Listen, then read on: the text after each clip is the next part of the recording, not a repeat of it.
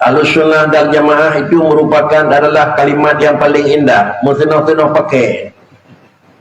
Bandung baru pakai kalimat lul Ahlussunnah wal Jamaah, Ahlussunnah wal Jamaah. Persih lagi madung pakai jenis yang menyangkut dengan laundry Islam, laundry Islami itu. Tapi orang kerja dalam Cina, ke mana laundry Islami itu?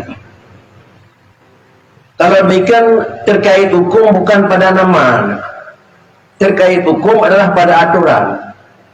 Berhubung karenanya kalau istilah yang lebih mudah Ahlussunnah wal Jamaah lagi orang dah wilayah keluar radih kena meranih rana kedih meranih yang derabu yang dah meranih kan betul buat itu.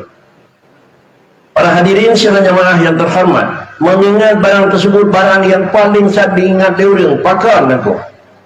Andai kata barangnya ikan barang yang megala-gala orang hanya madung pakai pegaut, tetapi Ahlussunnah wal Jamaah itu memang merupakan barang yang paling galak orang.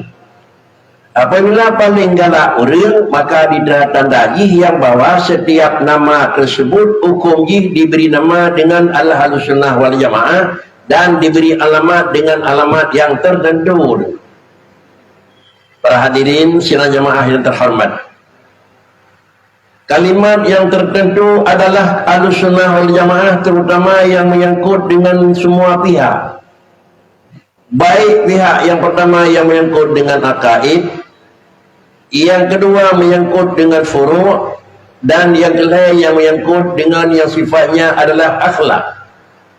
Akhlak yang menyangkut dengan manusia bisa jadi dari hukum yang sifatnya sufi. Lalu hal tersebut adalah lebar panjang Rasulullah menyatakan kalimat long kebah ba'dawan dua perkara lam tadillu abada matamassatum bihman. Selama nemumat dengan dua macamnya barang kajian hantalah. Artinya selama dari Ahlussunnah wal Jamaah. Jamaah dan para hadirin sidang jamaah yang terhormat, yang nekebah li Nabi dua ku untuk pegangan. Kenapa juga terjadi sehingga dia macam itu? Inilah yang perlu pembahasan pada orangnya. Bahasa yang nekebah li Nabi dua ku nyakbek begitu daripada Ahlussunnah wal Jamaah. Dua pun nekebah Nabi. Yang pertama Al-Quranu dan yang kedua hadis baginda Nabi. Apakah salah pendapat yang menyatakan dengan pegangan dua yang paling tercok Quran dan hadis? Itulah pendapat dan kata-kata yang paling lempang. Selama manusia berpegang dengan Quran dan hadis selamanya hana katalah. Artinya selamanya arti Ahlussunnah wal Jamaah. Tetapi ingat yang ditinggalkan oleh baginda Rasul itu benda mati, bukan benda bersuara.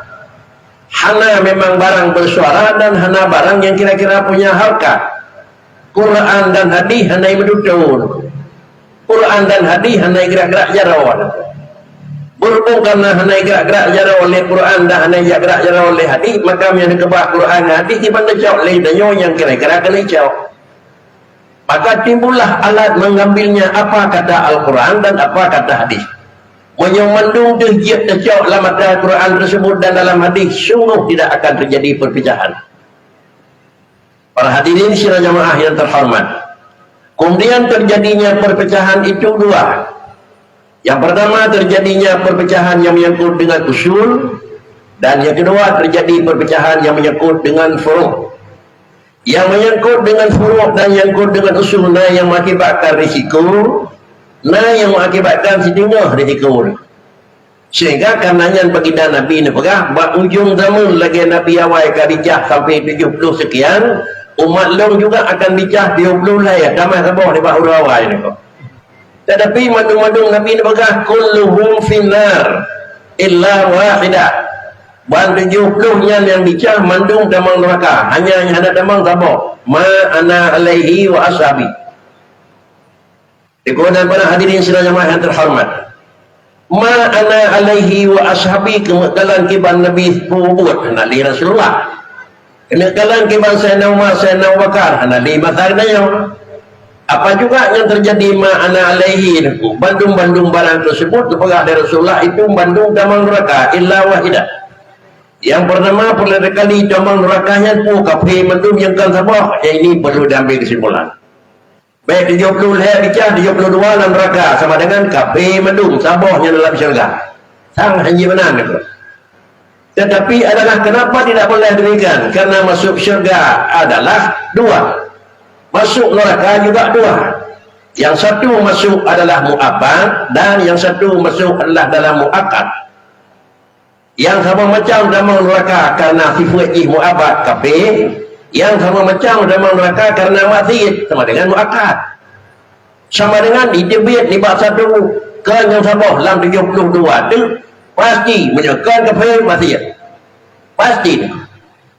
Bahkan karena itulah yang dalam neraka. Adapun yang mukmin muti' itulah kata Nabi ma ana alaihi wa ashabi.